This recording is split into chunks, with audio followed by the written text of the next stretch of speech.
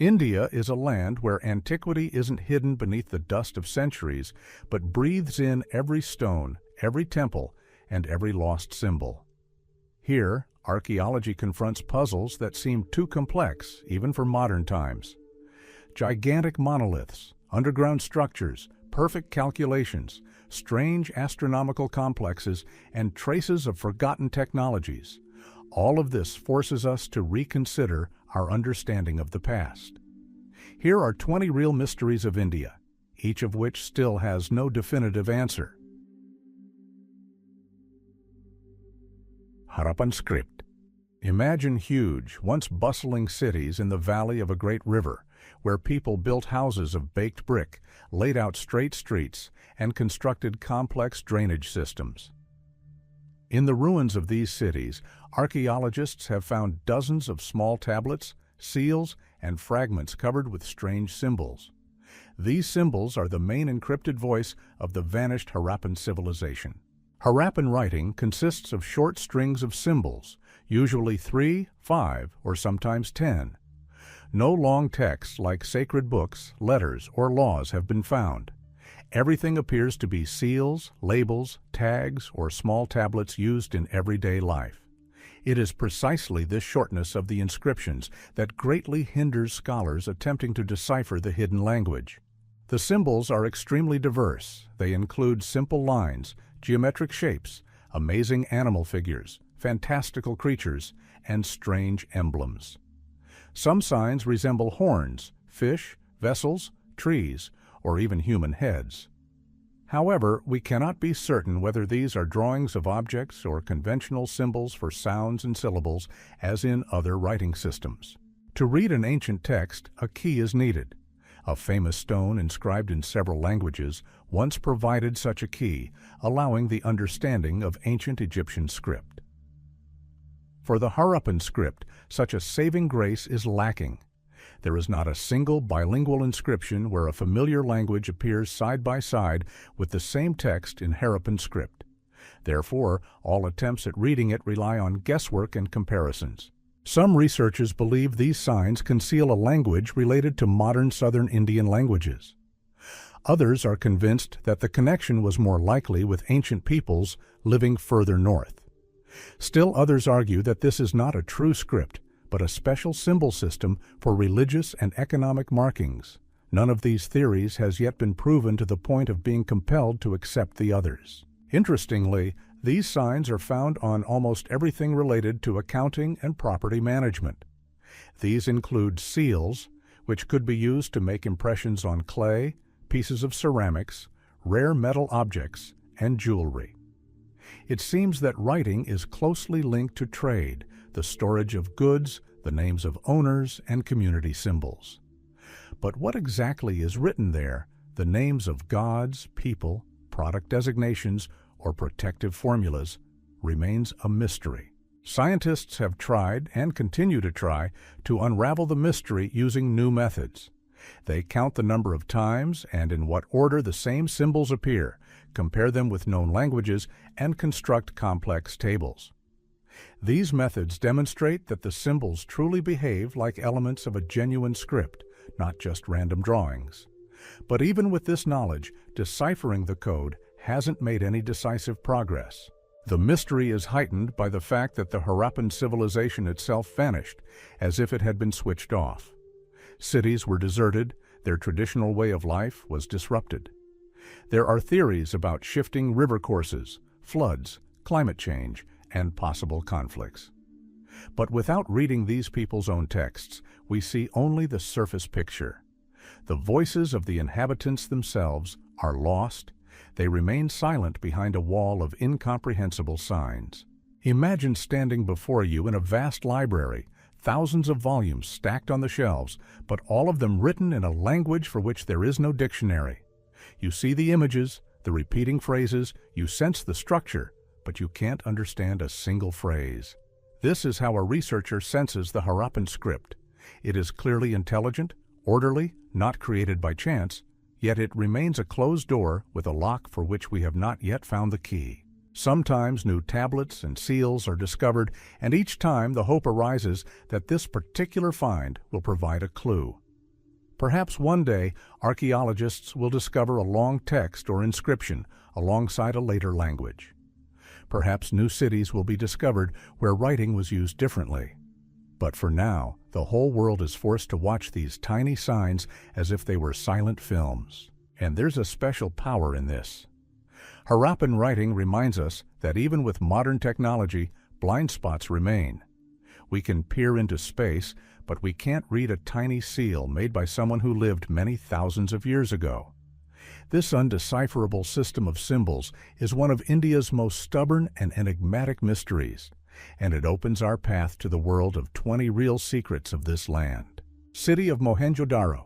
When archaeologists first cleared away the top layer of earth and saw the smooth streets, neat neighborhoods, and strange silence of the place, it became clear they were looking at a city that had vanished suddenly.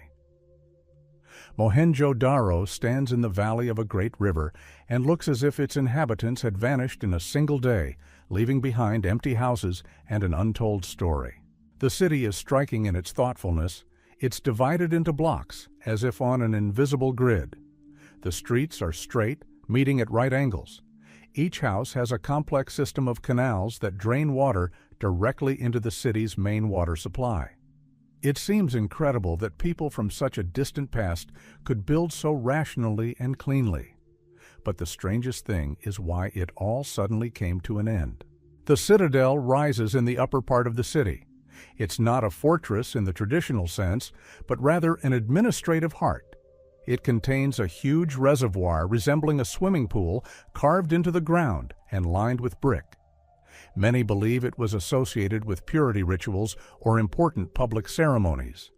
But why would such a structure stand in a city that eventually vanished, leaving almost no trace of life?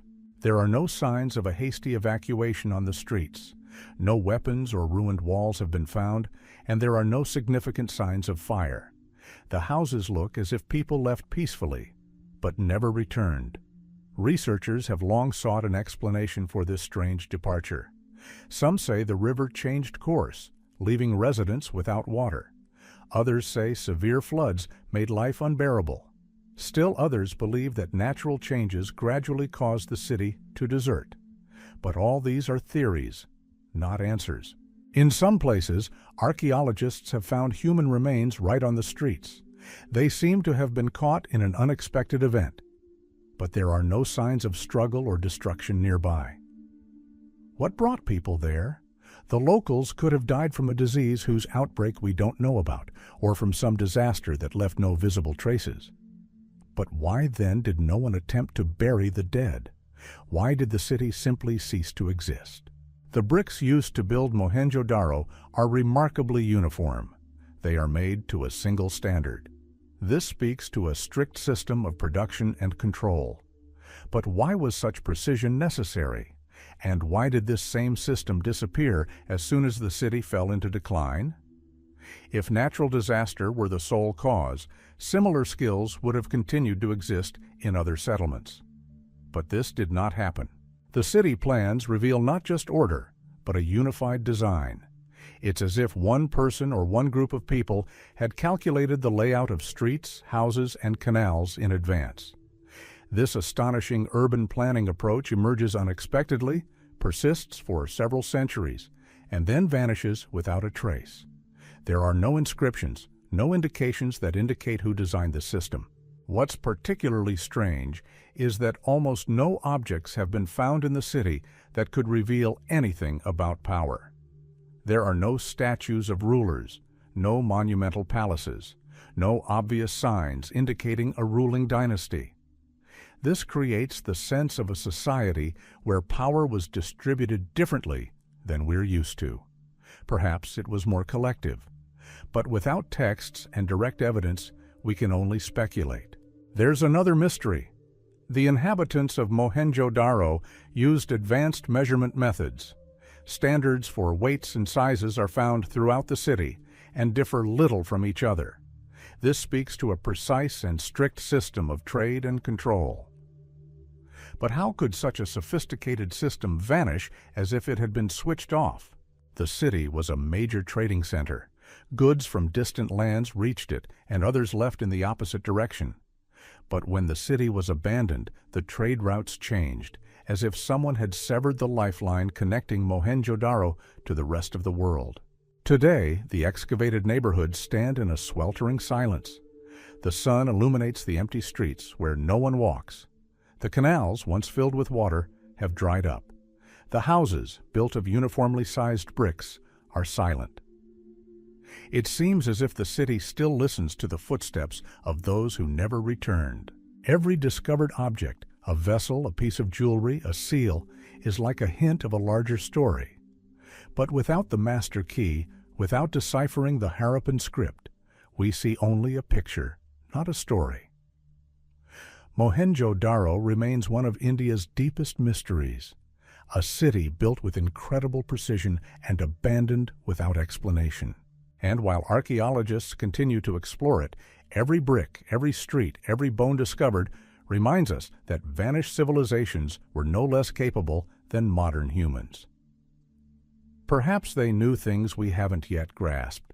Sunken ruins of Gujarat. Off the coast of Gujarat, where the sea appears calm and unassuming, a wondrous underwater world actually lurks. In the depths, where the water becomes denser and quieter, archaeologists have discovered stone structures resembling streets, building foundations, and square-like areas. These forms are too perfect to be the random work of nature. Researchers have dived there many times, and each time they've found new fragments. Stone blocks laid out exactly like one another, long lines resembling walls, and sections where a clear geometric arrangement is visible. All this creates the impression of a vast settlement that once stood on dry land and then ended up underwater. But how and when this happened remains unknown. Some believe this area was once part of an ancient coastline that gradually sank under the influence of natural processes. But even if the land did sink, how can we explain the artificial precision of the stonework? The slabs appear to follow a single plan, creating the impression that the city was designed by someone with advanced construction skills. Underwater images reveal long rows of blocks arranged in straight lines. They run parallel to each other, as if leaving traces of streets. Between these lines, larger structures resembling foundations are visible. Researchers cautiously speculate that some of these may have been houses or public buildings.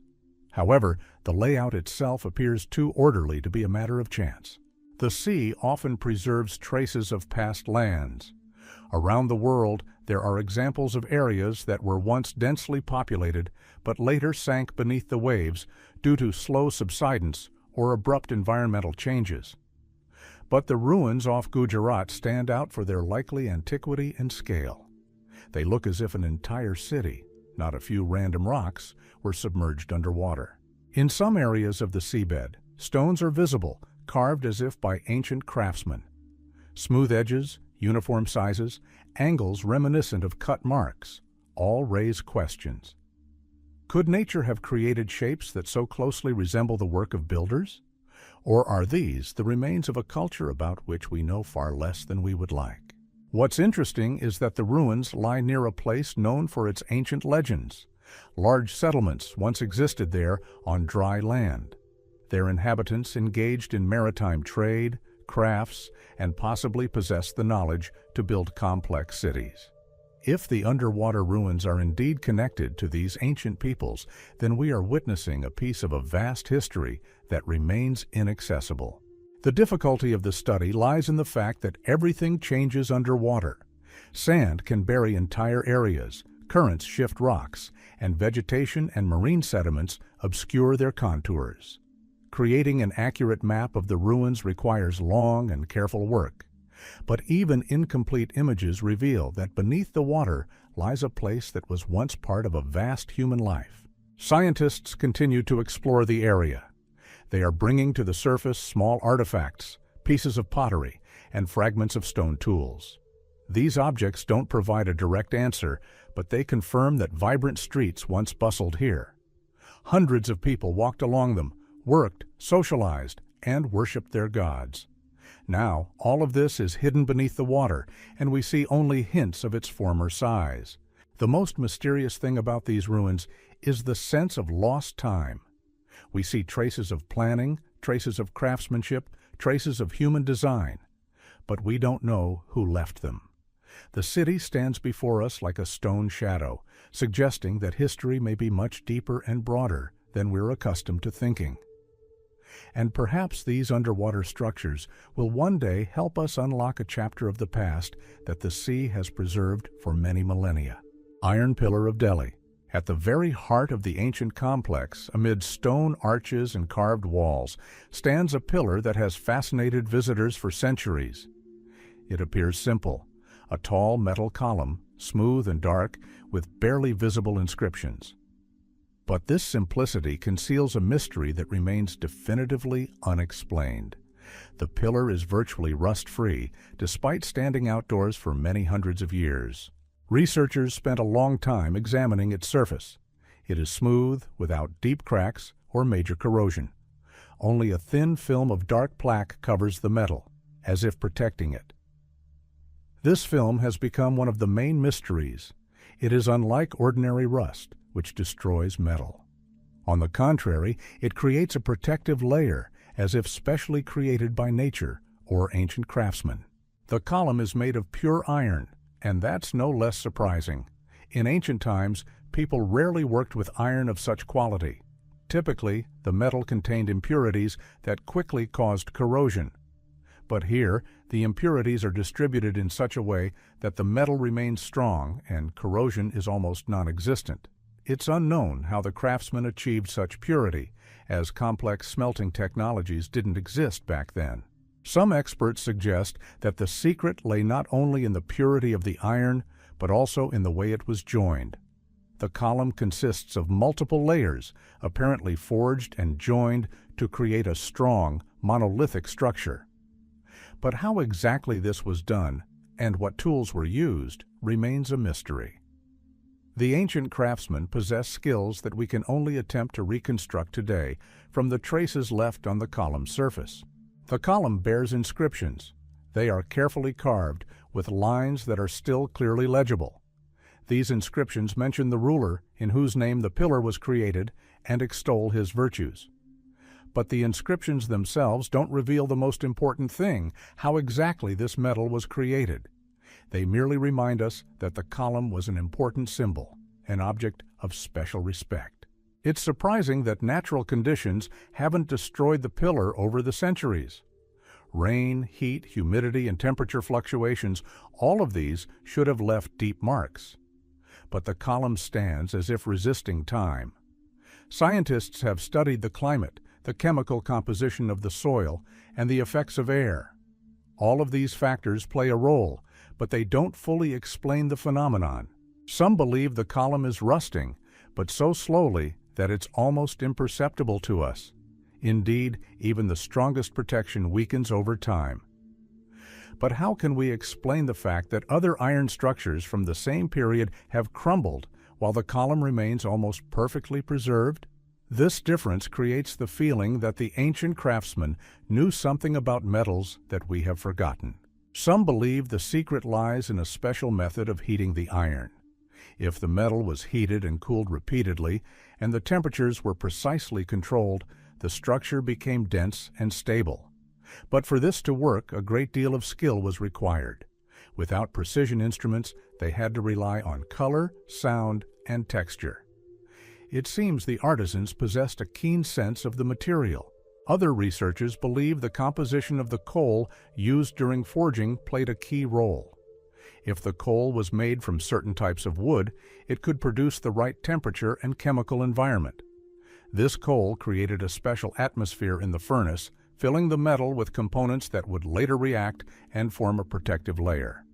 However, this theory remains speculative for now. The column was erected on a high hill, perhaps as a symbol of victory, faith, or strength. It stood there for centuries and witnessed the change of rulers, wars, destruction, and restoration.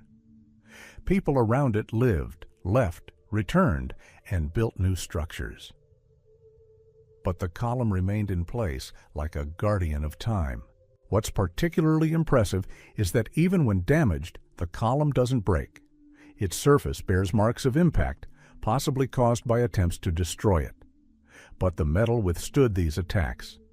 This speaks to its inherent strength. It seems to have been created not simply for beauty, but to endure the centuries. Today, the column has become a magnet. Tourists approach it, examine its smooth surface, and try to understand what makes it so special. Scientists continue to take samples, analyze them, and develop new hypotheses.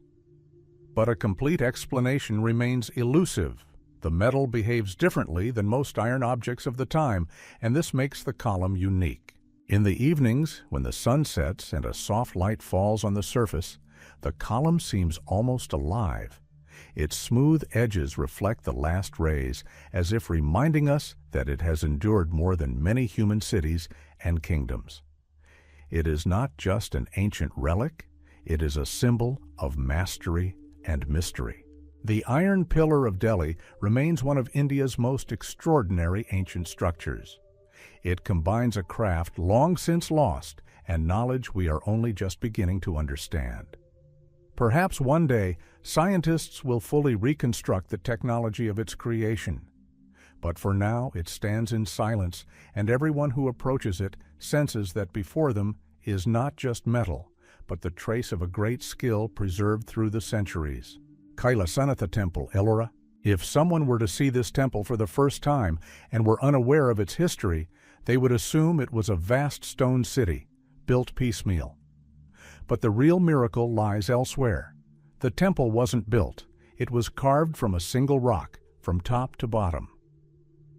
Imagine a mountain that wasn't destroyed or dismantled block by block, but carefully removed of all unnecessary elements, leaving a majestic sanctuary within. This immediately makes Kailasanatha one of India's greatest architectural mysteries. The temple is striking in its scale.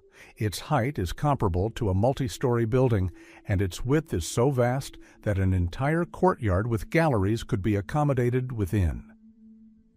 Every column, wall, statue, staircase, and corridor is a single unit. There are no conventional masonry joints or seams, no individual stones, no traces of assembly. Everything is carved from the solid mass, as if the stone were soft and the craftsman simply sculpted it according to his own design. But most importantly, how these ancient masters accomplished this without precision instruments or machines. The work began from the top. This means that the craftsmen first determined the height of the final structure and then gradually worked their way down, layer by layer. One false move could have destroyed the future halls, upset the proportions, or made the temple unstable. But they were right. Everything was calibrated with such precision that each hall is connected to the next by perfect passages, and every column stands exactly where it should. Imagine the labor required to achieve this. The stone doesn't just have to be cut away, it has to be separated evenly, preserving the strength of the mass. Tool marks on the walls indicate that the craftsmen used iron tools that would seem primitive today. Yet, despite this, the lines were even, the angles precise, and the surfaces remarkably smooth. Inside, the temple is a veritable labyrinth. It features an inner courtyard surrounded by two-story galleries. There are enormous columns, carved in such a way that they appear to be separate structures, though in fact they are part of a single mass. There are statues of elephants, lions, and mythical creatures that seem to support the vaults. There are enormous sacred figures, carved with such precision that they seem to be made of soft material rather than hard rock. At the center of the complex is the main sanctuary. It appears to be a separate temple, as if standing in the middle of a courtyard. But upon closer inspection, it becomes clear.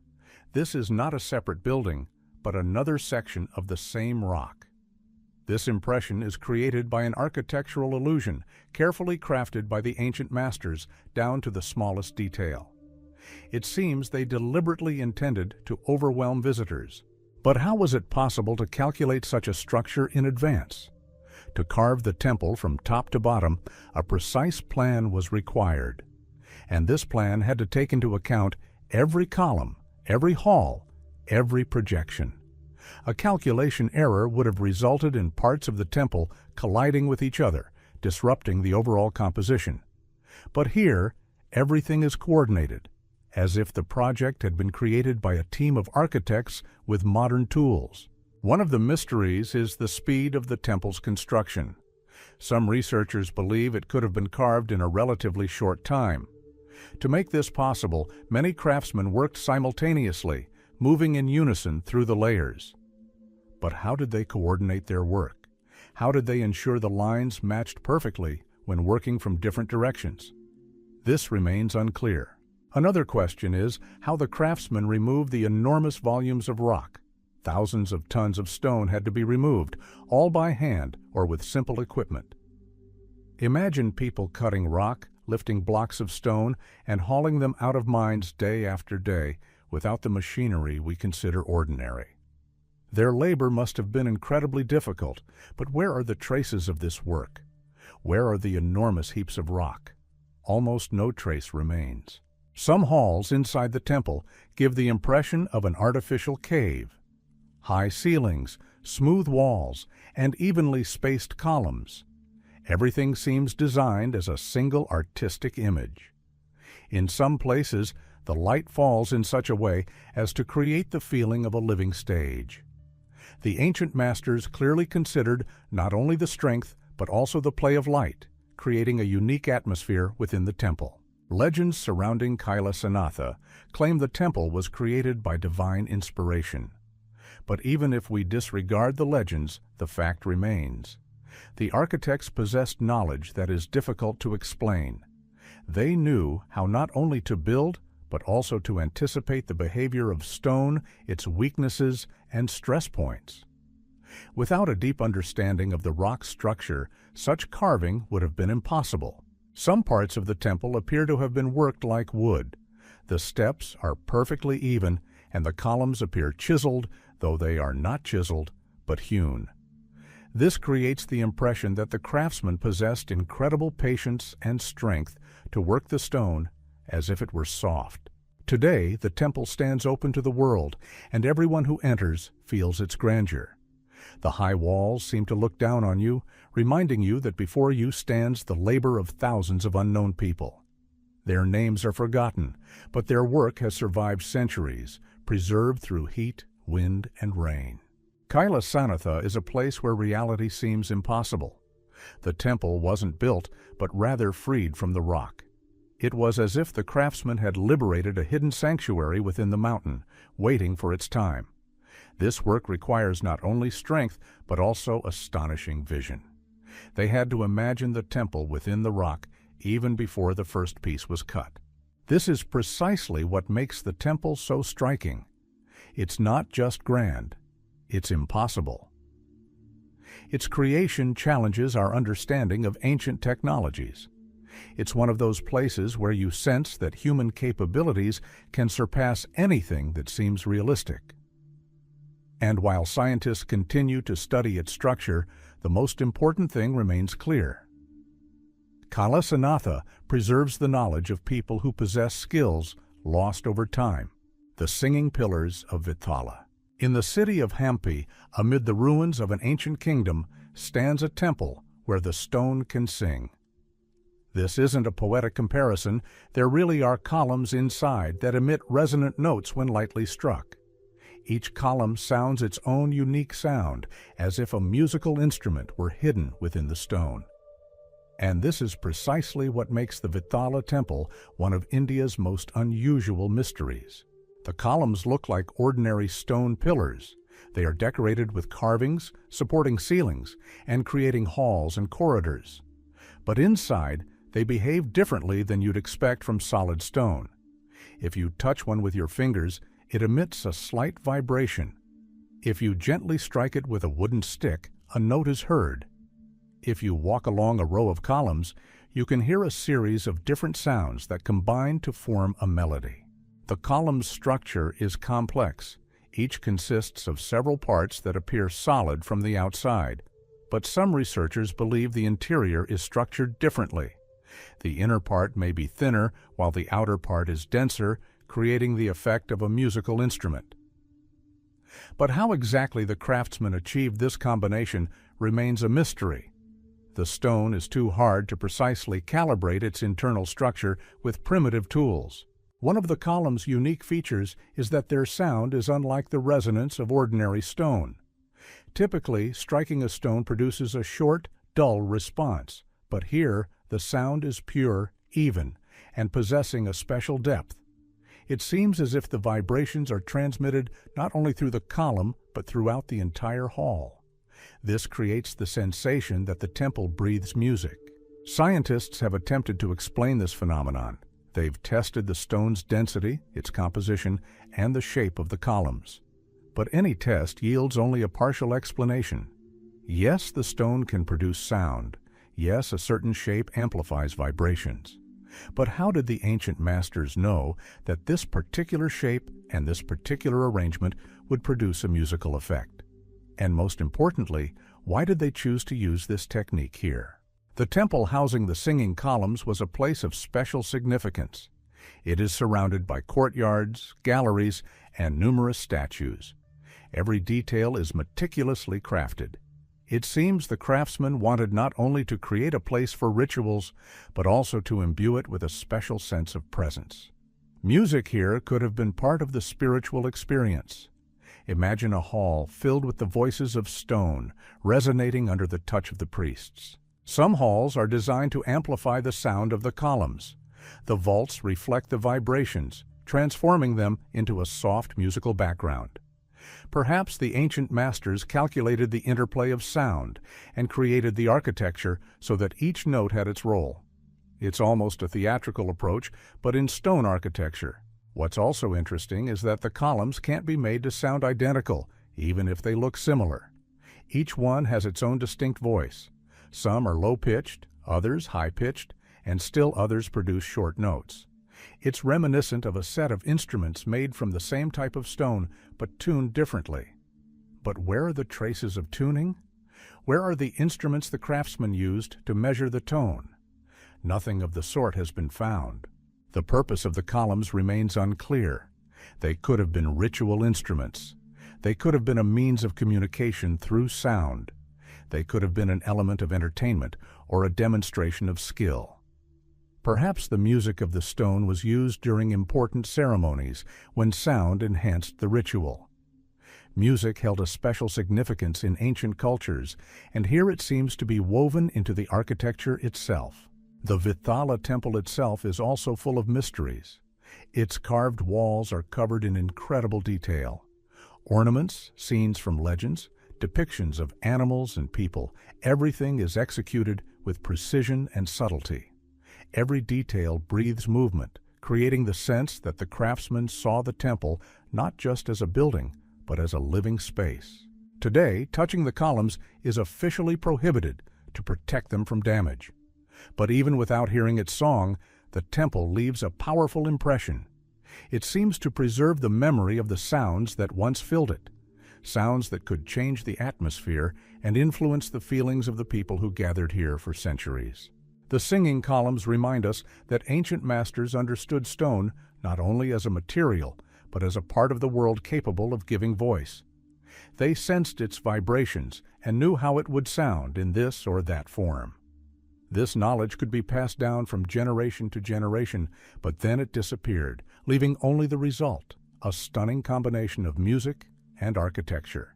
Today, the Vithala temple stands amidst ruins, but even ravaged by time, it retains a sense of mystery.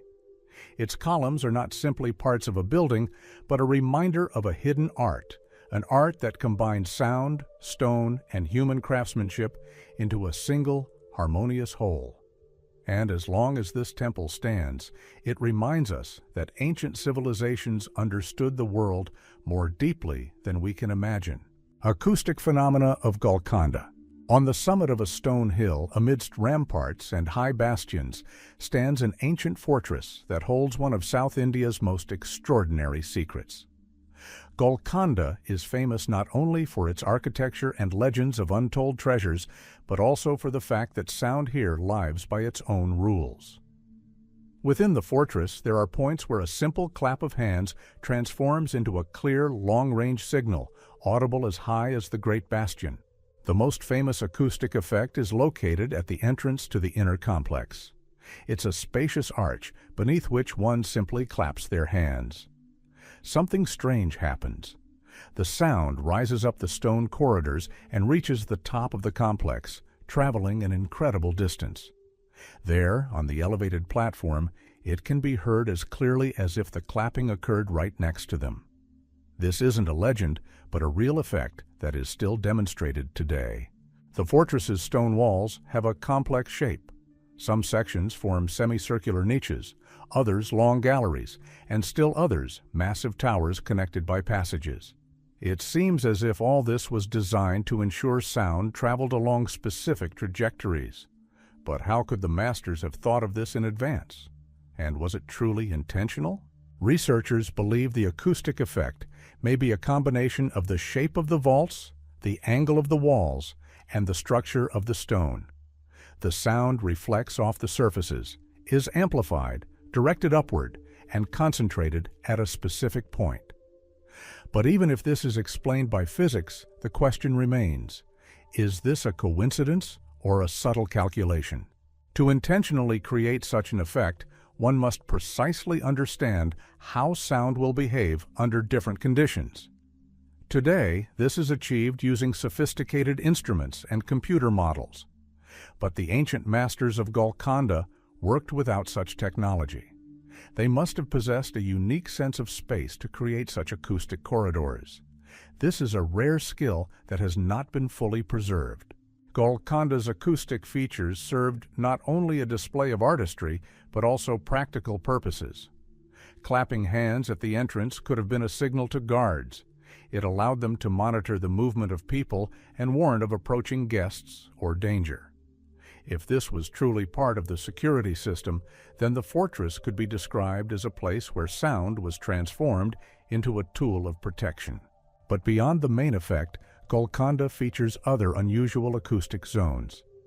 In some rooms, you can quietly whisper near one wall, and the sound will be heard on the opposite side, despite the vast space between. In other places, the sound disappears, as if dissolving into thin air. These zones create the impression that the fortress space has a life of its own. In one of the courtyards, there's a spot where the sound of footsteps is strangely amplified, turning into a deep rumble. If you pass a wall, it seems as if the walls themselves are echoing back from the depths. This creates the feeling that you're not just looking at a stone fortress, but at a vast resonant instrument controlled by the architecture. Golconda's corridors also exhibit unusual behavior. Some transmit sound in such a way that it's difficult to determine its source. A person can walk along one gallery and their footsteps will be heard in another, even though they are tens of meters and several turns away. These effects may have helped the fortress's defenders track people's movements. One of the most enigmatic places is located inside a huge hall where the vaulted ceiling creates incredible acoustics. Standing in the center of the hall, you can speak in a barely audible voice, and the sound will reverberate, amplifying the effect as if you were speaking loudly. But if you do the same at the edge of the hall, the sound will be muffled and faint. This demonstrates that the masters not only studied the space, but also knew how to use it. Today, Golconda remains a unique architectural monument. People come here to see the fortress, walk its galleries, and experience the acoustic phenomena with their own ears. Even after extensive research, there's no definitive answer. Was it a coincidence or deliberate design? What led to these effects? Standing by the arch where a simple clap transforms into a powerful sound, it's hard to believe it's simply a play of form. It seems as if the fortress was created with secret knowledge, understood only by the masters of its time. To this day, Golconda remains a place where sound becomes a mystery and stone becomes a conductor. These acoustic phenomena are more than just a curious detail.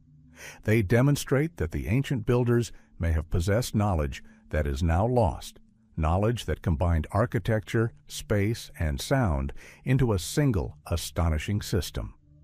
Therefore, Golconda is one of those secrets of India that continues to amaze and inspire those who visit its walls. Astronomical instruments of Jantar Mantar. In the very center of the old city stands a complex that looks as if it were built not by architects, but by gigantic mathematicians. High walls with sloping surfaces, enormous arches, steps leading to the sky, round pits with markings. None of this is decoration or a temple.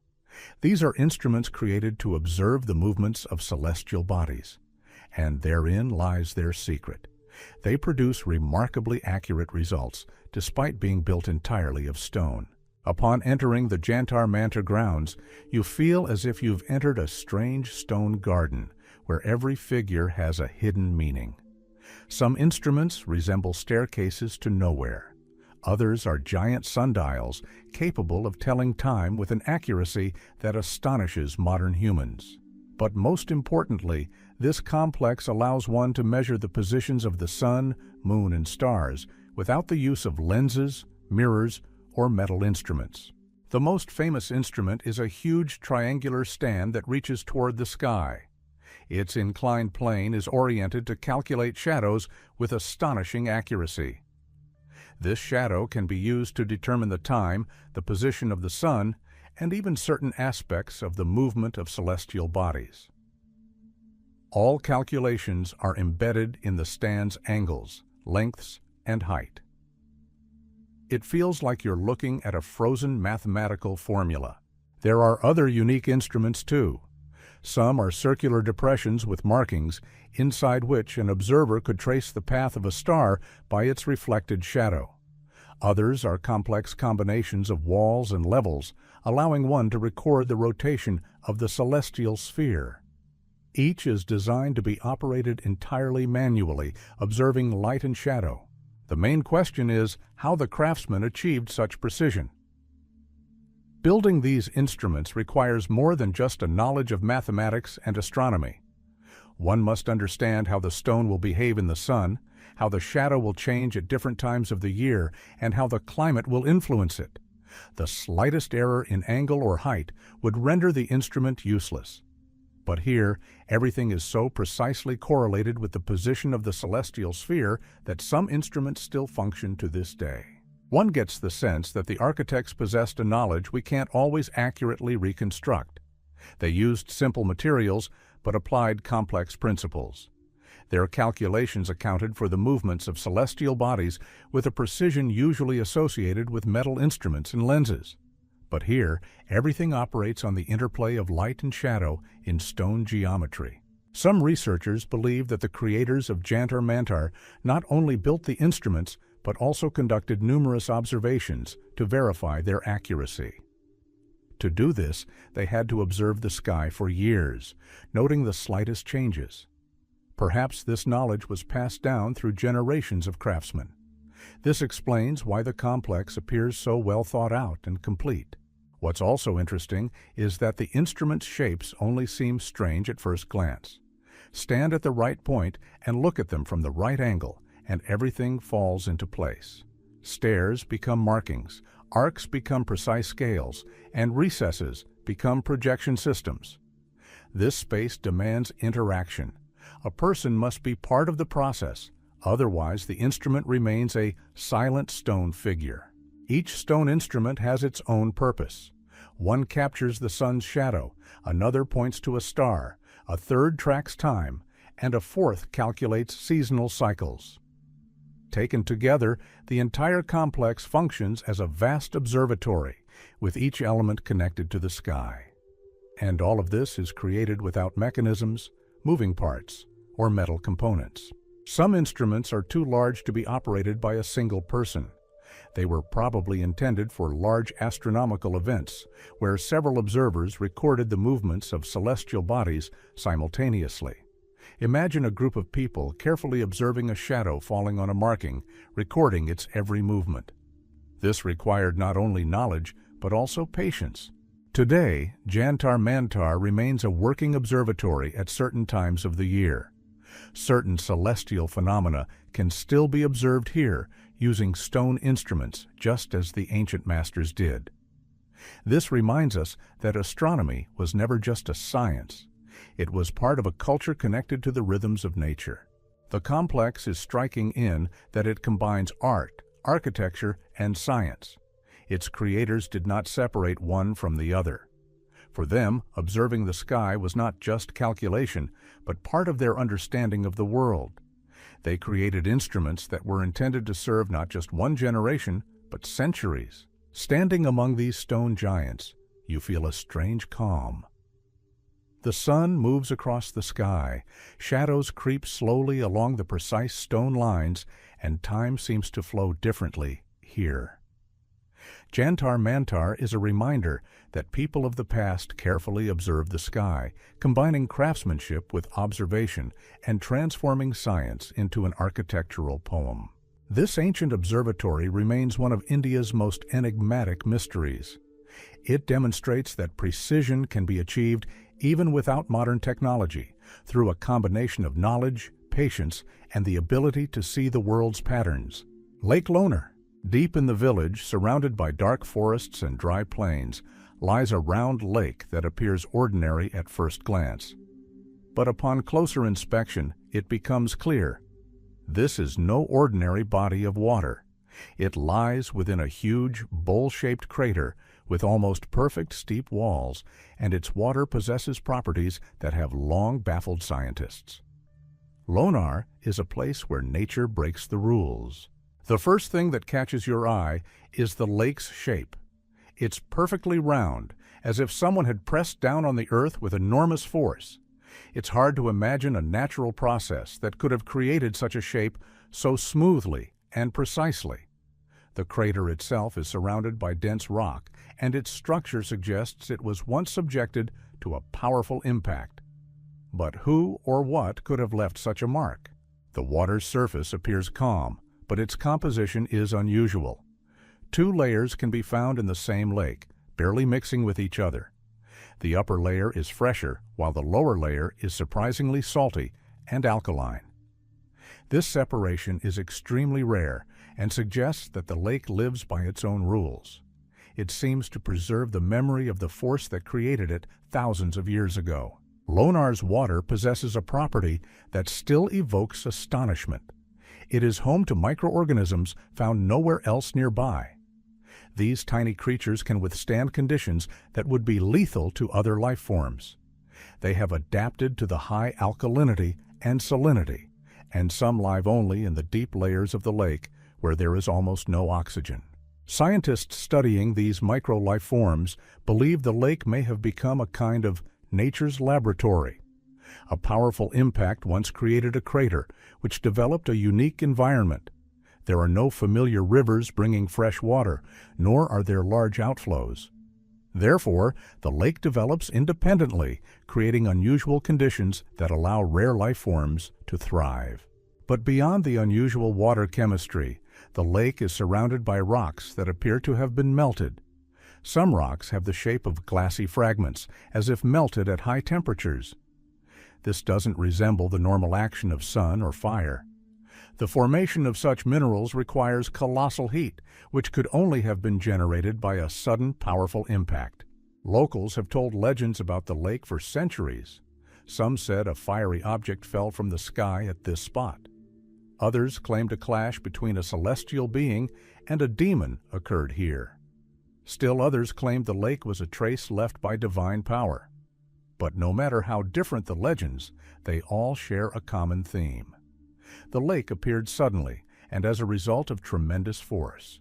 As researchers delved deeper into the lake, they found evidence that the impact was truly colossal. Rocks along the crater's rim are cracked as if they had been subjected to a pressure wave. Some layers reveal minerals that only form at extremely high temperatures. All of this paints a picture of an unexpected and powerful event that transformed the Earth. Interestingly, Lake Lonar remains chemically active. Its water changes seasonally. Sometimes it becomes brighter, almost emerald, sometimes darker and denser. During certain periods, the surface becomes covered with a thin film that disappears as suddenly as it appeared. These changes are associated with microbial activity and chemical reactions in the water, but not all the processes are fully explained. The surrounding crater also adds to the mystery. The vegetation along its edges differs from that of the surrounding area. Some plants thrive only near the lake, even though the soil there is saltier and heavier. This creates the feeling that the lake influences life around it, creating a special zone. The crater itself is so deep that descending to the water feels like entering a different environment. The air becomes more humid, the smells stronger, and even the sounds change. Footsteps begin to echo dully along the walls, and the wind passing over the crater creates unusual vibrations. This place seems to be alive with a special energy, elusive but clearly perceptible. Today, Lonar Lake is one of the most unusual places in India. It combines the traces of an ancient impact, unique biological life, and the mysterious properties of its water. Standing on its shore, you feel a strange sensation, as if before you is not just a piece of nature, but the frozen history of a huge event that occurred many centuries ago. Lonar reminds us that the Earth holds within itself powers we rarely consider, and that even the most tranquil places can conceal traces of events that took place in eras before written records were written. This place remains one of India's mysteries, where nature speaks louder than words. Geoglyphs of the Thar Desert.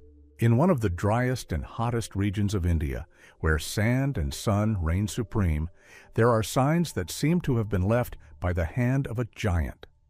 Long lines, spirals, turns, and entire patterns stretch across the desert surface, visible only from above. These geoglyphs are so large that a pedestrian wouldn't notice their shape.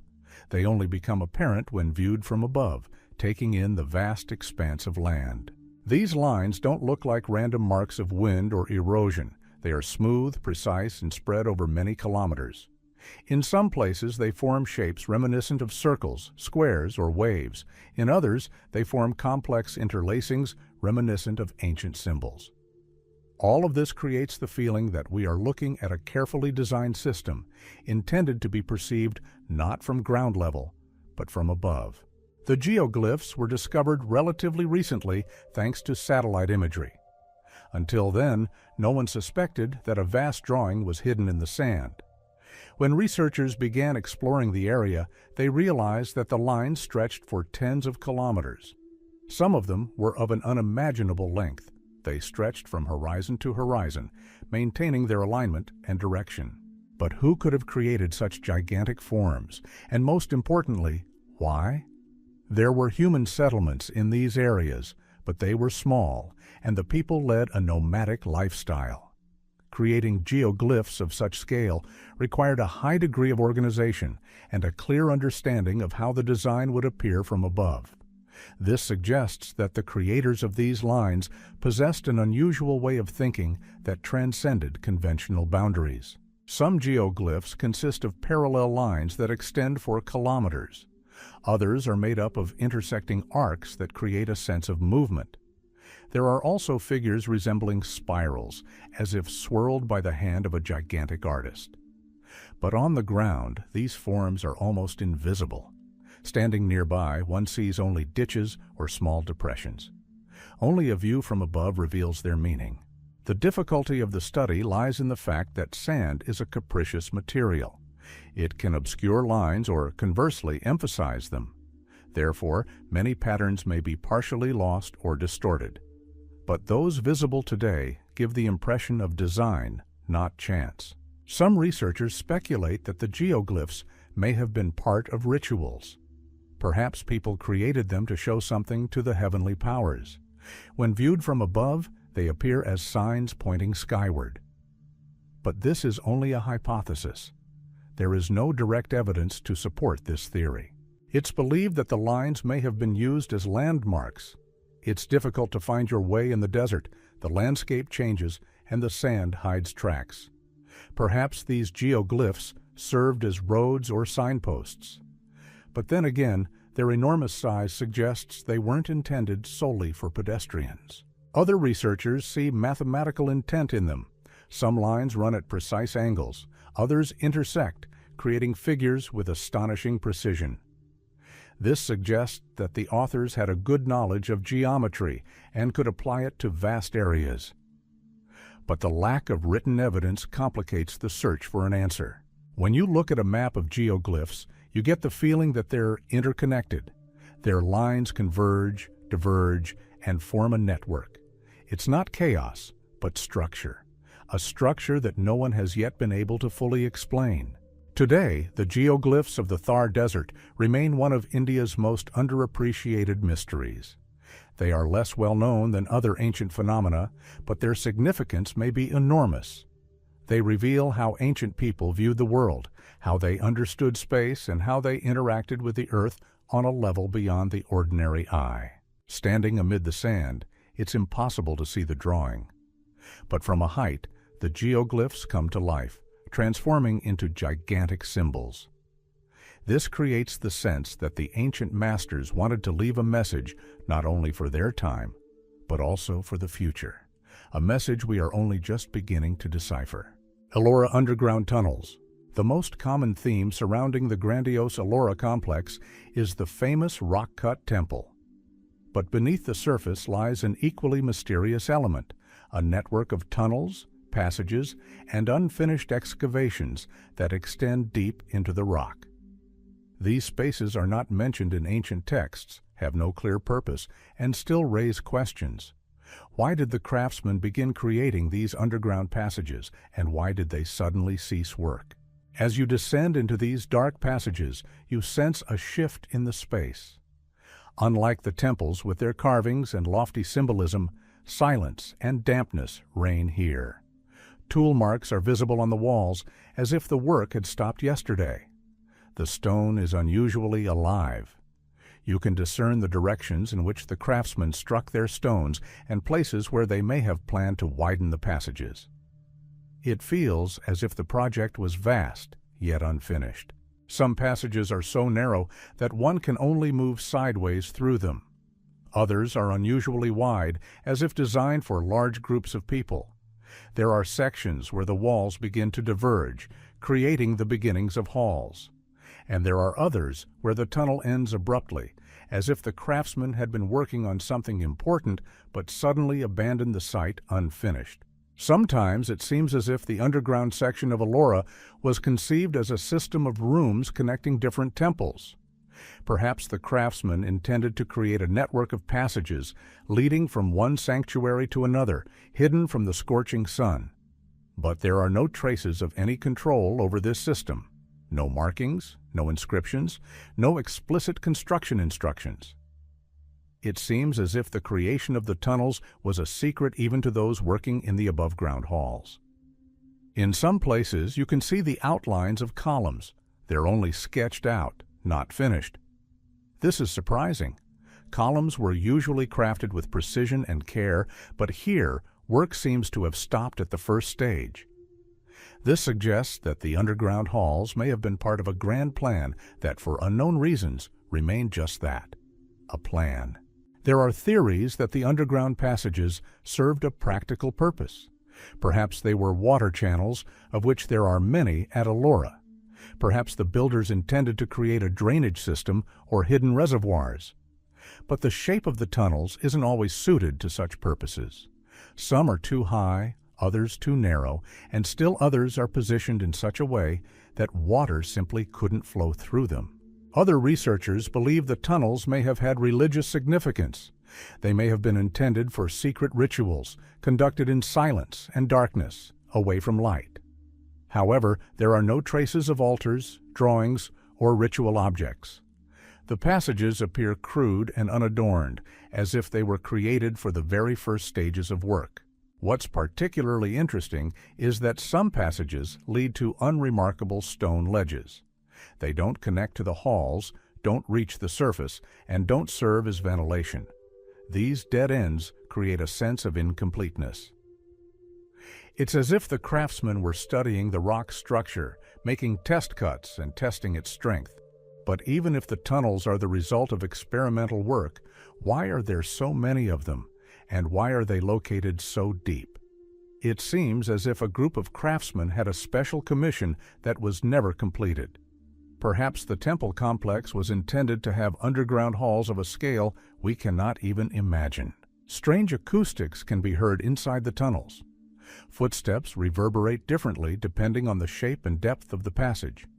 Sometimes the sound seems to escape to the side, sometimes it disappears into the wall. This creates the sensation of a living space where each niche reflects sound in its own way.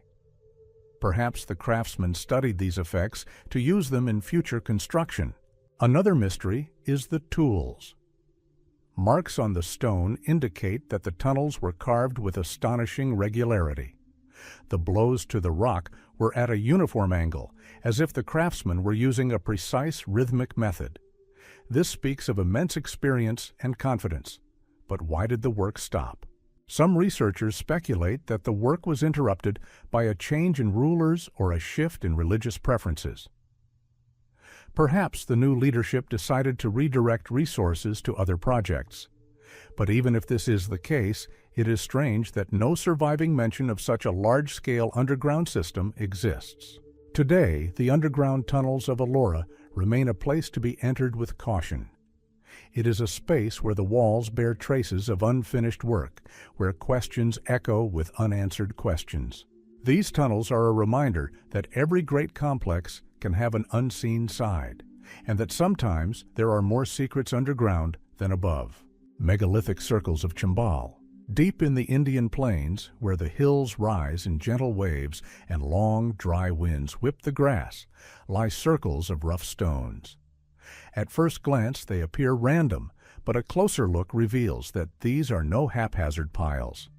They are megalithic structures that stretch across hills and valleys, forming a network of enigmatic stone circles.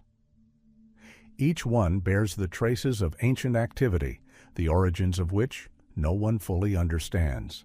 The stones that make up the circles appear simple. They are unadorned with carvings and have no intricate shapes, but their placement is thoughtful. Within each circle, the stones are arranged in a manner reminiscent of ancient observation structures. Some circles contain a central stone, while others are arranged in 2 or even 3 rings. Sizes vary. Some circles can be circled in a minute, while others are so large that their full form is only revealed from above. The Chambal region has long been famous for its mysteries. Traces of settlements about which almost nothing is known are found here. Some archaeologists believe the circles may have been part of rituals. Ancient people may have gathered here to mark the changes of seasons, observe the stars, and perform rites of passage. But if this is indeed the case, why are the circles arranged so strangely? They don't form neat rows, but this scattered arrangement has its own rhythm, its own logic. Some researchers suggest that the circles were connected to funerary rites. They may have served as memorial sites or points where important ceremonies took place. However, traces of actual burials are not found in all circles. In some places, only depressions are visible, as if someone had intentionally prepared the sites for future work but never completed it. The shape of the circles raises questions. Many of them are oriented towards sunrise or sunset. Some are aligned with the cardinal points. This suggests that their creators possessed knowledge of the movements of celestial bodies. But no one knows how profound this knowledge was. Was it part of an ancient observational system? Or were the circles merely symbols associated with the cycles of nature? The possibility remains open. If you listen to local legends, you'll hear stories about the circles being created by beings who came from the road of the winds.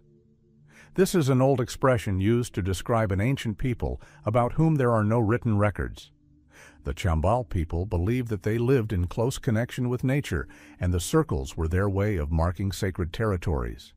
These legends don't provide scientific answers, but they reflect the respect with which the inhabitants treat the stone structures. The stones themselves show signs of workmanship. They are not perfectly cut, but their surfaces are sometimes smoothed, as if they had been worked on for a long time. The stones raise the question, how were they moved? Some are too heavy for a single person to lift. But no traces of machinery or tools that could have helped move such boulders have been found in the area. Over time, the circles became shrouded in mystery. In some areas, several circles are arranged so that their lines coincide with directions leading to other ancient monuments. This creates the image of an entire system that could span several hills and valleys. Perhaps the ancient builders connected the circles, creating points through which important routes passed. However, the explanation remains elusive. If the circles were roads, why are they circular? If they were sacred sites, why are some of them located near otherwise ordinary, unremarkable sites? And if the circles were intended for observation, why are there no clear signs of systematic celestial surveying? Standing inside one of the circles creates a strange sensation. The seemingly inanimate stones create a closed space in which the sound of footsteps changes. Sometimes you seem to hear your own breathing louder. Sometimes the sound travels upward, reflecting off an invisible dome. Perhaps ancient people felt the same way. Some circles are positioned so that their centers offer a wide view of the surrounding hills. This may suggest that the circles were used as observation points. But why observe from here? What was happening around them that required such attention? There are no answers. During excavations, small objects are sometimes found in the circles: pieces of pottery, baked stone, and small figurines. These finds hint at human presence, but they don't explain what they did or why they left the circles in this condition. Some objects may have been part of rituals, others were lost accidentally. All of this adds to the mystery rather than solving it. Today, the megalithic circles of Chambal remain one of those mysteries that seem simple until you look closely. They stand silent and motionless, as if nothing is happening, but hidden within each circle is a trace of the thoughts of the people who lived here many centuries ago. People who left no texts, but left behind a form. These circles aren't just stone structures. They're traces of a consciousness that knew how to see the earth differently. And until we understand their purpose, they'll remain stone questions on the surface of the desert hills. Stone spheroids of Mizoram. In the gorges of Mizoram, amid dense jungle and damp slopes, lie stones whose shapes astonish even those accustomed to natural wonders. These rock formations are almost perfect in shape. They are round and smooth, as if carved by the hands of master craftsmen. Some are as big as a human head, others are the size of small boulders. But most importantly, they lie in groups, as if they were once brought here deliberately. When you approach one of these spheroids, it becomes clear. This is no random rock fragment. The surface is smooth without sharp edges, as if the stone had been turned and polished to a perfect shape. But how could nature have created such spheres? And if they were the work of man, where are the traces of processing?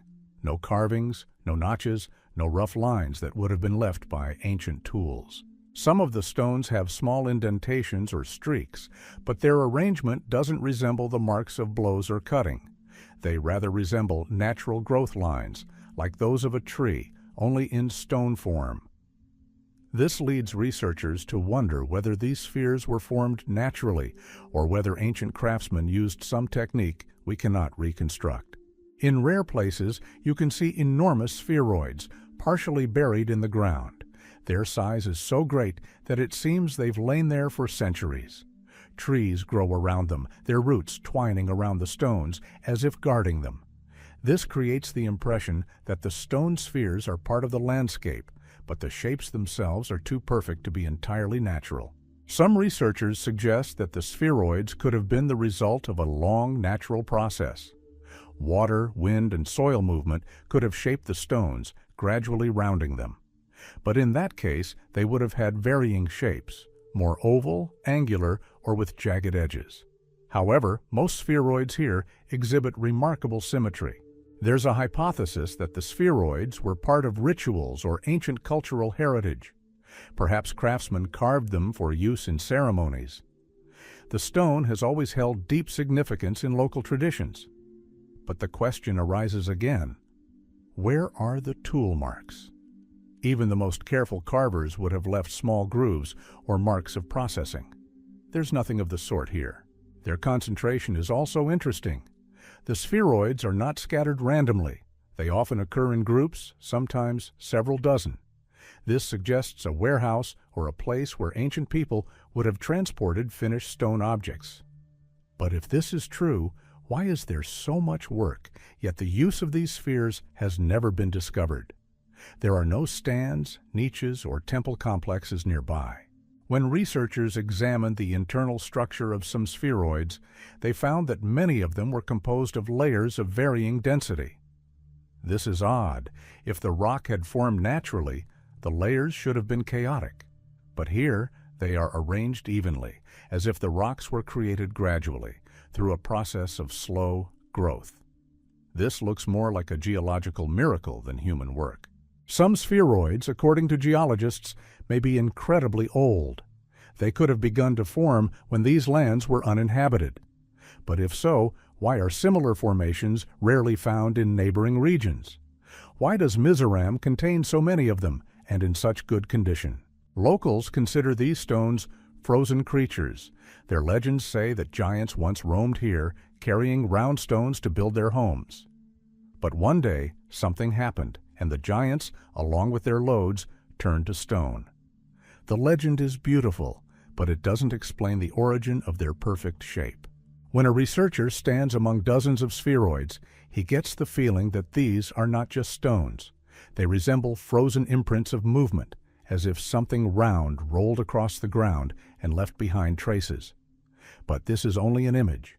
In reality, the stones are motionless, and no one knows where they came from or why they were collected here.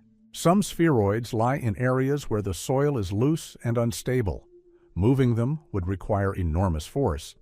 However, there are no traces of a road or any signs of work nearby.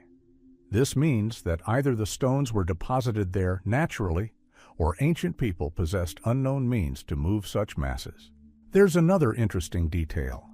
Some spheroids are so perfectly balanced that touching them creates the sensation of a slight shift. They don't roll, but the visceral sense of balance within the stone makes one wonder. Perhaps their centers of gravity are perfectly positioned. This again raises the question, is this a coincidence or is it designed? Today, the stone spheroids of Mizoram remain one of India's most poorly understood mysteries. They are not as well known as major temples or ancient cities, but their enigma is every bit as profound. They conceal something that eludes explanation: a perfect shape, a complex structure, and a strange concentration. Standing among them, you feel a sense of respect for nature or for those who could create such forms. The spheres appear simple, but it is precisely in this simplicity that a depth of mystery lies, traces of distant eras left on the Earth's surface. And while scientists continue to study these stones, one fact remains. The Mizoram spheroids force us to acknowledge that the world holds forms that sometimes defy human understanding. Bas-reliefs of Mamallapuram. On the coast, where the waves of the warm sea crash against granite slabs, stands an ancient complex whose walls seem to come alive in the sunlight. Here, in Mamallapuram, bas-reliefs are carved into gigantic stone surfaces, astonishing not only in their craftsmanship, but also in their scale. These are not just carvings, they are narratives stretching for tens of meters, a story told without a single word. But the most enigmatic thing about these bas-reliefs is how they were created and what they are meant to convey. The main bas-relief is a huge stone wall, several times the height of a man. It depicts people, animals, deities, trees, and mythical scenes. Each figure seems to move, as if the stone ceases to be static and becomes a frozen moment of great action. But why did the artist choose this particular subject? And why was it executed on such a scale? If you get closer, you'll notice the stunning detail. The fine folds of clothing, the facial expressions, the lines on the animals' bodies. Everything is carved with such subtlety that it seems impossible to achieve with simple tools. Some figures are positioned in such a way as to create a sense of depth. The stone seems to take on multiple layers. Some characters step back, while others seem to step forward. The bas-reliefs are not random drawings, however. There are scenes of people standing in prayer. There are animals moving in a single line as if participating in a procession. There are strange figures that are difficult to interpret definitively. They resemble creatures from ancient legends, and their poses seem symbolic. Many researchers debate the meaning of these scenes, but there is no consensus. One of the mysteries is the central vertical crack that runs through the entire bas-relief. But upon closer inspection, it becomes clear that this is more than just a crack. The artists incorporated it into the composition, transforming it into a symbolic waterfall. The stone, a natural fracture, became part of the story, as if a river flows between worlds. This speaks to a keen understanding of the nature of stone and an ability to weave its characteristics into the artistic design. The technique also raises questions. How did the artisans carve such deep and precise lines? How did they create three-dimensional figures on a vertical surface where one misstep could destroy an entire fragment? The tools of the time were simple, but their use required incredible precision. The Mamallapuram bas-reliefs look as if they were created by a team of people with vast experience and a shared vision. There are details that are particularly striking. For example, some figures are depicted as if the artists understood muscle movement and body proportions to a level we associate with later eras. The animals appear lifelike. Elephants, lions, monkeys, their poses convey character and emotion. These are not simply decorative images, but entire characters frozen in stone. Why did they decide to tell such a complex story here, on this enormous flat rock? Some theorize that the bas-relief depicts an important mythological event. Perhaps the artists were trying to convey the idea of the connection between heaven, earth, and water. But there are no inscriptions or texts that clearly explain the plot. All we have is the bas-relief itself, which speaks its own language. What's also interesting is that next to these gigantic images are unfinished fragments. On some slabs, only the outlines of future figures, barely sketched lines, are visible. This demonstrates the work process. First, the general design was created, then gradually deepened and details were added. But why were some of the works unfinished? Did the group of craftsmen disappear? Did the commission change? There is no answer. Standing before the Mamallapuram bas-reliefs, you get the feeling that you're looking at not just a work of art, but a stone chronicle. But it's a chronicle without words. It conveys emotion, movement, life, but offers no direct explanation. And therein lies its strength. In the evening, when the sun sets over the sea, shadows fall on the carved figures, and the bas-reliefs seem to come alive. Light glides across the reliefs, highlighting one face after another. This spectacle is reminiscent of an ancient performance that has been going on for centuries. The Mamallapuram bas-reliefs are a mystery not only of how they were created, but also of why. They remind us that stone can be a page of history when, in the hands of a master, it becomes a narrative. And while we search for answers, these stone scenes continue to live their own secret life, preserving the voice of an era we still haven't fully understood. Guru-Vanpali Magnetic Anomaly. On the edge of a small village, surrounded by fields and dusty roads, lies a place that baffles anyone who comes here for the first time. It seems like an ordinary piece of land, a gentle rise, a modest slope, and a short stretch of old road. But stop here, and familiar laws begin to behave differently. Compasses are deflected, metal objects behave strangely, and water poured onto a flat surface seems to flow against the slope. This is the Guru-Vanpali Magnetic Anomaly, one of India's quietest yet most baffling mysteries. Travelers passing through this place have noticed strange things for centuries. People said their carts would begin to roll up the slope. Others claimed to feel a slight pressure in the air, as if space were becoming denser. But no one paid much attention to these stories until researchers began studying the place in earnest. The first thing that catches your eye is that the slope along which objects move does indeed appear to be tilted in one direction. But if you measure the level, it becomes clear that the opposite is true. What appears to be an ascent is actually a descent. It's an optical illusion, but it doesn't explain everything. Even when the illusion is taken into account, some objects continue to behave inexplicably. A regular compass in Guruvanpalli behaves particularly strangely. Instead of pointing steadily north, the needle begins to tremble, deflect, freeze, and then abruptly change direction. In another place, such a behavior would indicate a malfunction, but here the same behavior occurs with various compasses.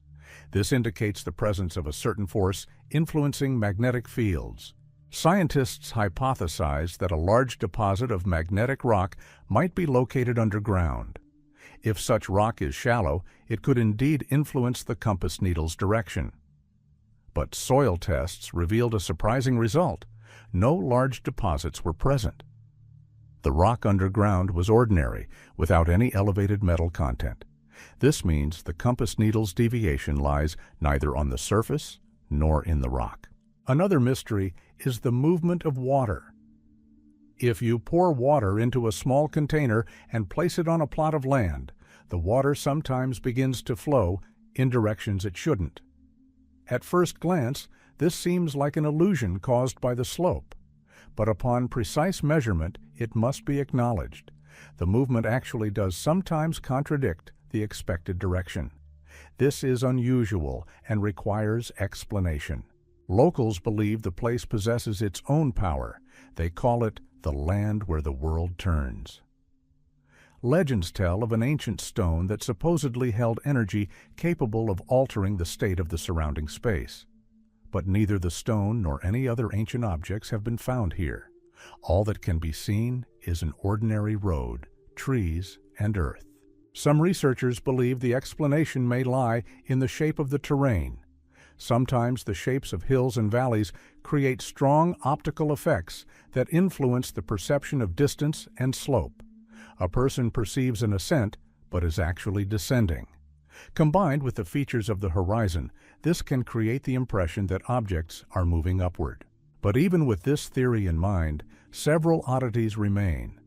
For example, metal objects deflect as if pulled by an invisible force, or the unusual response of compasses, which isn't always explained by the distribution of magnetic lines.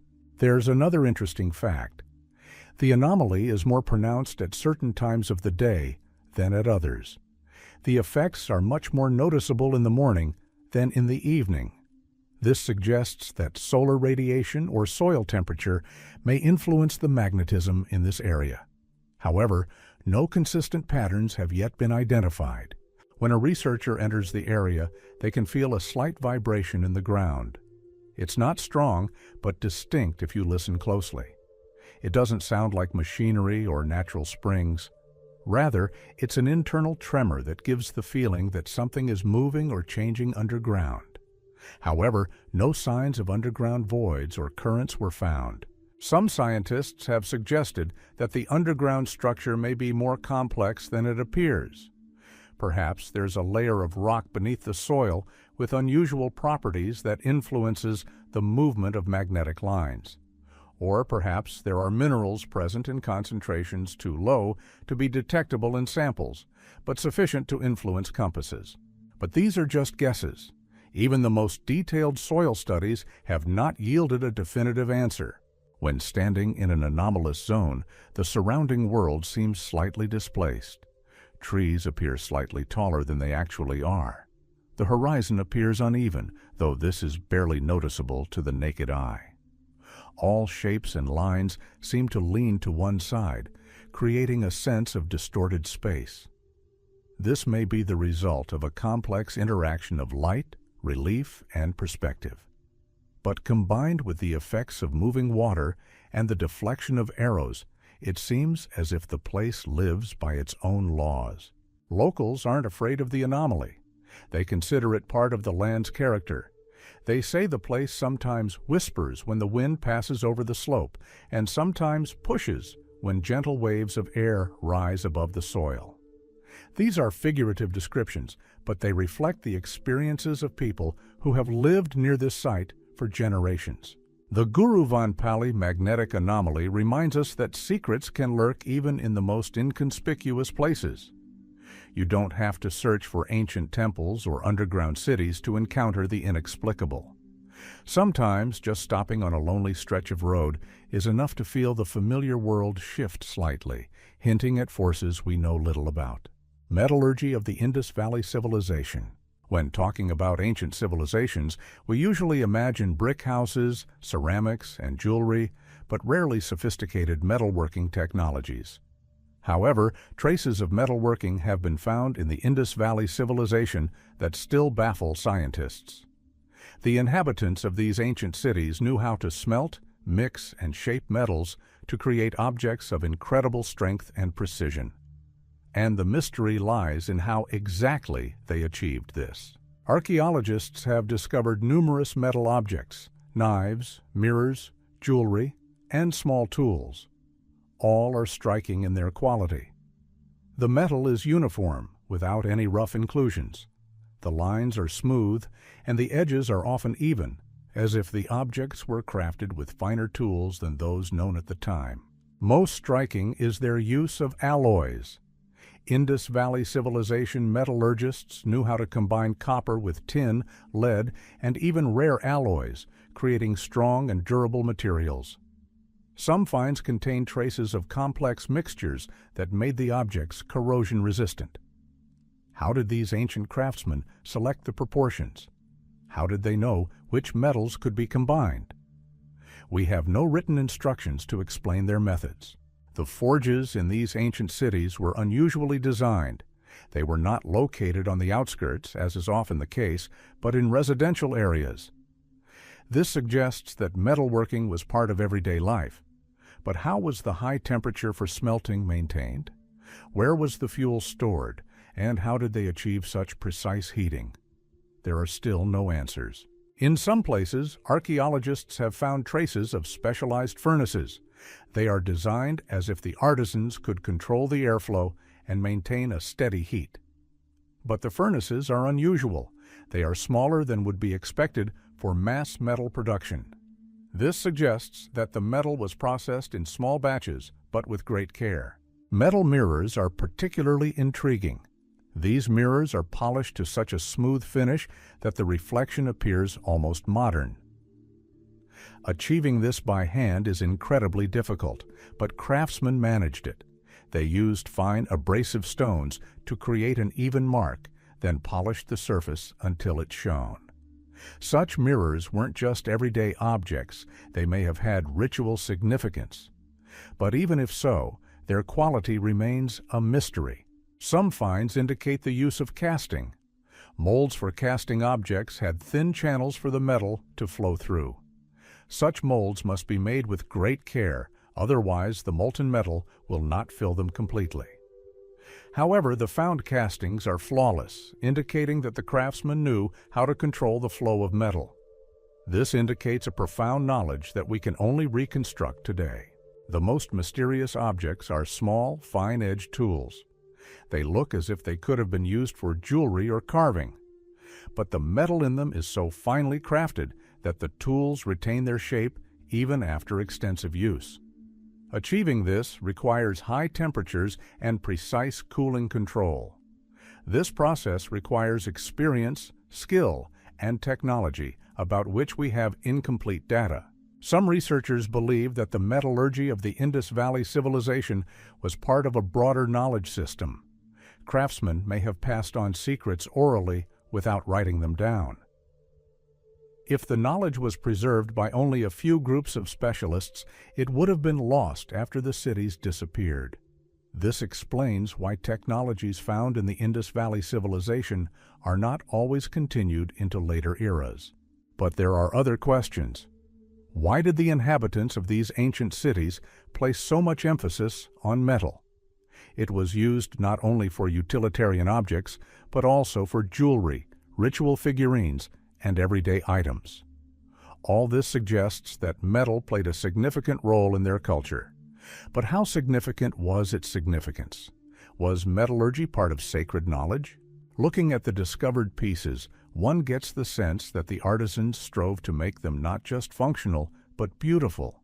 Even ordinary household items are decorated with fine lines, small patterns, and carefully crafted surfaces. This indicates a special attention to the material. The metallurgy of the Indus Valley civilization remains a mystery because it was so advanced for its time. In other regions, similar levels of development were achieved later. But here, among ancient streets and quiet ruins, work once flourished that still amazes us today. Standing amid the ruins of one of the cities, one can imagine the artisans stoking the furnaces, the molten metal flowing through tiny channels into molds, and the emergence of shining objects that will endure for centuries.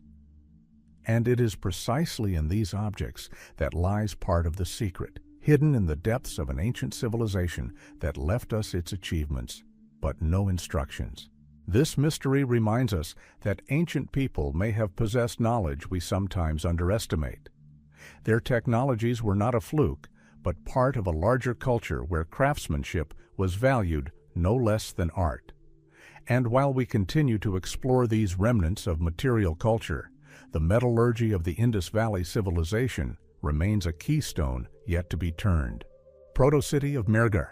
In western India, amidst arid plains and ancient hills, lie the remains of a settlement seemingly far too advanced for its time. Mehrgarh is one of the earliest known settlements in the region, and its mystery lies in the fact that the people here were far more skilled than one might expect given such a remote antiquity. They built houses, managed their households, practiced crafts, and created objects requiring a sophisticated understanding of materials. All of this makes Mehrgarh one of the most enigmatic proto-cities on the Indian subcontinent. A look at the excavated structures reveals that the inhabitants knew how to build more than just huts. They constructed rectangular houses with several rooms. The floors were leveled with clay, the walls were reinforced, and some rooms showed signs of specific use. This indicates that the settlement had multiple functions: storage areas, work areas, and living spaces. This organization suggests that the society already had a certain order. The everyday objects found at Mehrgarh are particularly striking. For example, some of the earliest drills were discovered here, which ancient people used to shape stone and make holes in hard minerals. Such tools indicate a high level of craftsmanship. People didn't simply use readily available materials. They created objects that required precision and attention to detail. Remains of textiles were also discovered, indicating that the inhabitants knew how to spin threads and weave fabrics. Weaving is a complex process that requires not only tools, but also knowledge of materials and fiber processing techniques. The people of Mehrgarh mastered this art even when most neighboring settlements were barely beginning to transition from hunting to agriculture. But even more surprising is the discovery of traces of early medicine in Mehrgarh. Archaeologists have discovered skulls bearing signs of dental treatment. Some teeth show small holes, carefully made with careful attention to the tooth structure. This suggests that people knew how to relieve pain and perhaps even cure illness. Such practices are difficult to imagine in such an early period, but the fact remains. The inhabitants of Mehrgarh knew how to grow crops. Traces of early agriculture have been found: grains, tools for cultivating the land, and the remains of storage facilities. They understood the plant growth cycle and knew how to store and distribute harvests. All this speaks to a highly organized workforce. This was not just a group of families, it was a proto-city where people worked together. Of particular significance are the figurines found in large numbers. They are molded from clay and come in various sizes and shapes. Some depict people, others animals. The figurines are often stylized, but the hand of a master craftsman is evident in them. They served more than just decoration, they likely had spiritual or ritual significance. But their meaning remains a mystery. The construction at Mehrgarh also raises questions. People understood how to build walls that would withstand seasonal winds and rainy days. They knew how to reinforce the corners of houses and create smooth surfaces. This knowledge couldn't have arisen by chance. It was passed on, developed, and perfected. But how did such an architectural culture emerge? Why did it appear here and not elsewhere at the time? It is believed that Mehrgar was an important exchange center. Routes between different regions may have passed through it. People brought materials here, exchanged knowledge, and shared experiences. This explains the diversity of finds, from tools to jewelry. But even if this is true, the question remains: who initiated all these achievements? Some objects found in the area were made from stones quarried far beyond the region. This suggests that the inhabitants traveled or maintained contact with distant settlements. However, such travel was difficult in those days. This suggests that the people of Mehrgar possessed sufficient resources, organization, and possibly authority to manage such processes. Standing among the ruins of Mehrgar, it's hard to imagine that all this took place in such a distant era. The earth concealed the traces of a society that knew how to plan, create, and heal. And all this without writing, without complex mechanisms, without city walls. Only people and their hard work.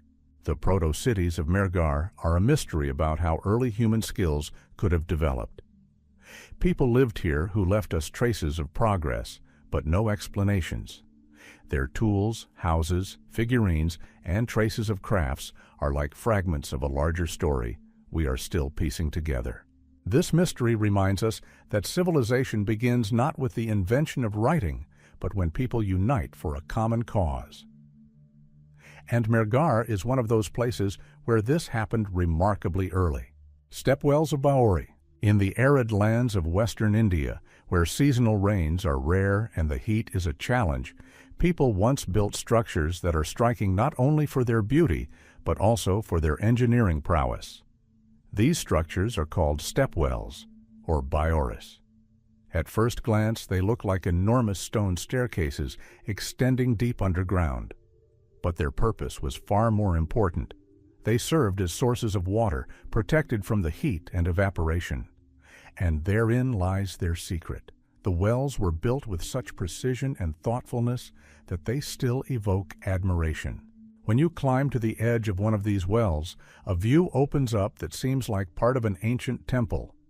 The steps are arranged in even lines, descending symmetrically, forming a geometric pattern. Each step is precisely sized, designed to allow easy access to the water even when its level fluctuated. During the rainy seasons, the water rose, and during the dry seasons, it dropped, but it was always accessible. Baoris were built to retain coolness. Deep walls, closely fitting to the ground, created a natural coolness that prevented evaporation. Inner platforms served as resting places.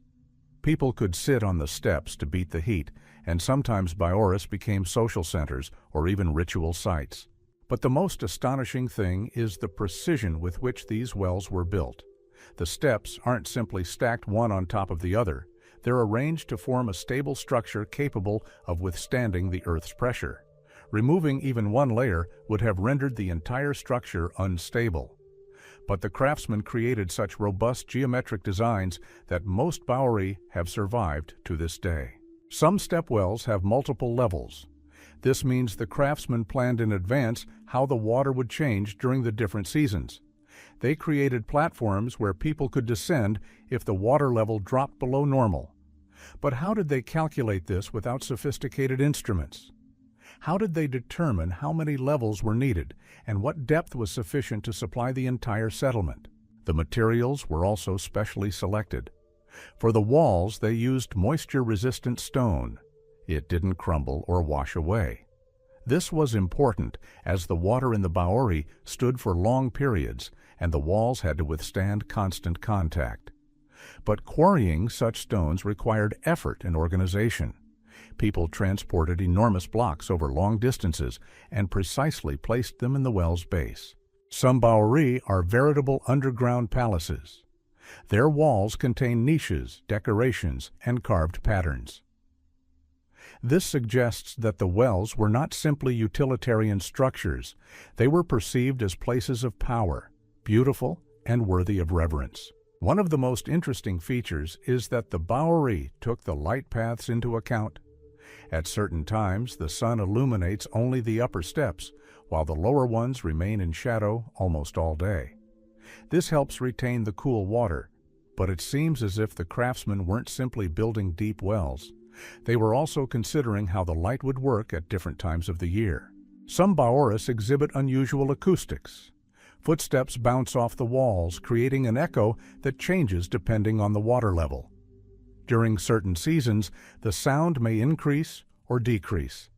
This suggests that the wells are not just engineering structures, but also spaces with their own acoustic life. Baori are also fascinating because many of them are connected to underground canals.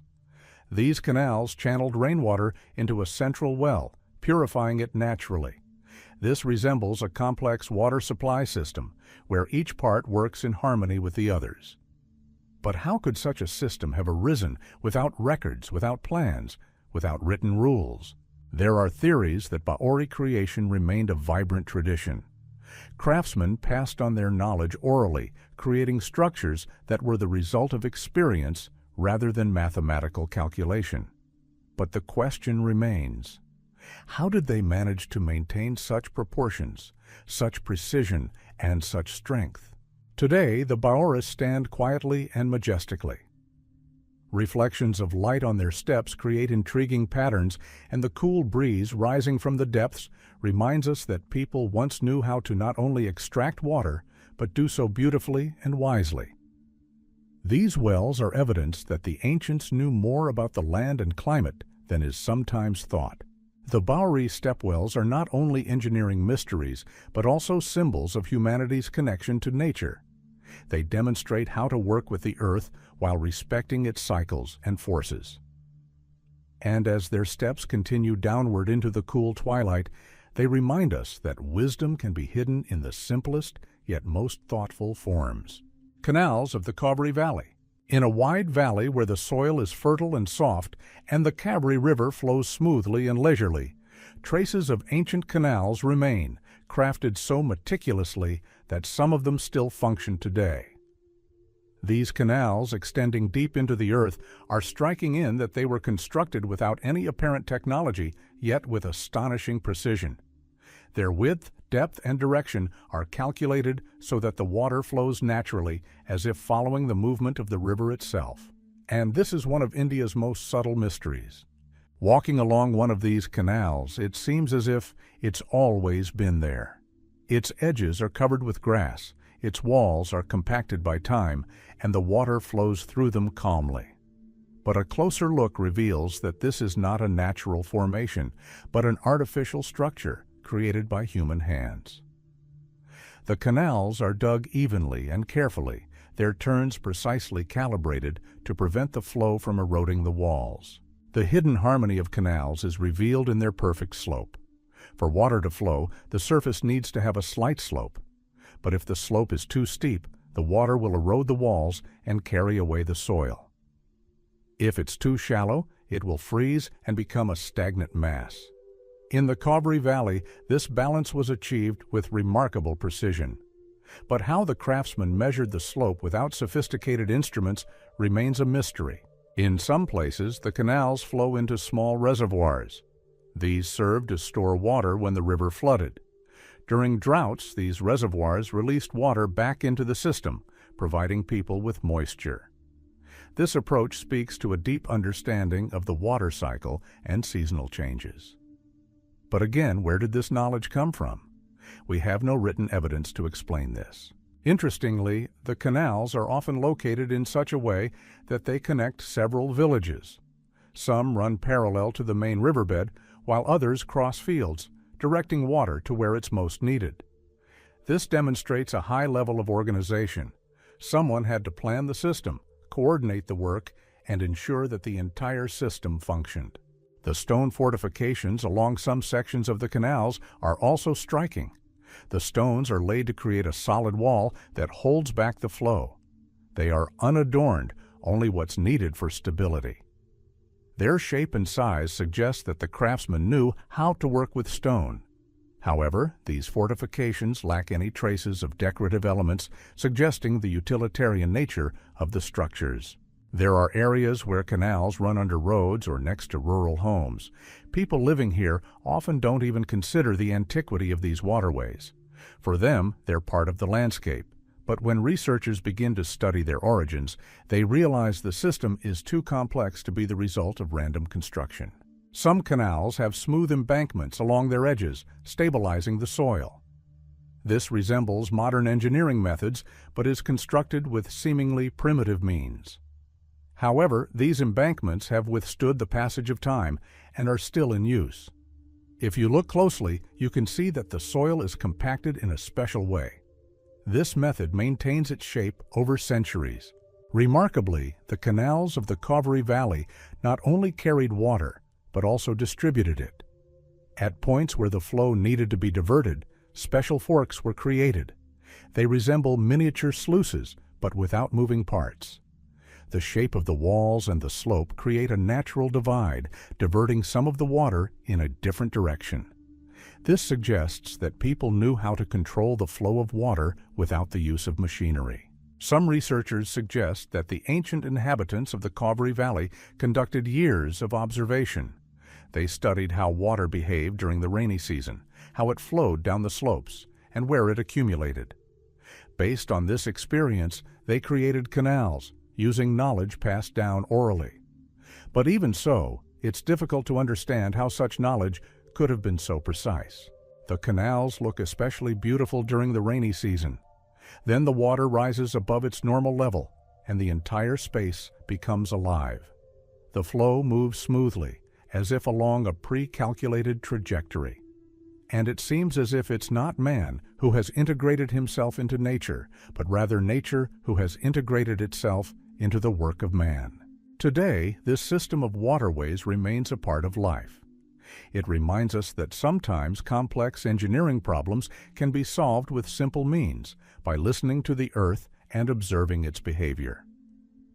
The canals of the Cauvery Valley are not just a subtle calculation, but a manifestation of man's profound connection with nature. Standing on the banks of one of these canals, you hear the soft sound of the water and see it follow its path, unchanged for centuries. It's a reminder that ancient masters knew how not only to build, but also to sense the rhythm of the world. And this is precisely what makes the canals of the Cauvery Valley one of those mysteries that are closer to wisdom than to mysticism. Konark Solar Calendar. On the east coast, where the sun rises from the sea with particular brilliance, stands an ancient temple complex dedicated to the sun's path. Here, among stone chariots, carved columns, and solemn figures, lies one of the most astonishing engineering feats of antiquity, the solar calendar. Carved directly into stone, it tells the time with such precision that it's hard to believe it lacks sophisticated instruments. And it's precisely this precision that makes it one of India's best-kept secrets. The calendar is mounted on a huge stone wheel, part of a symbolic chariot of the sun. Each spoke is more than just a decorative element.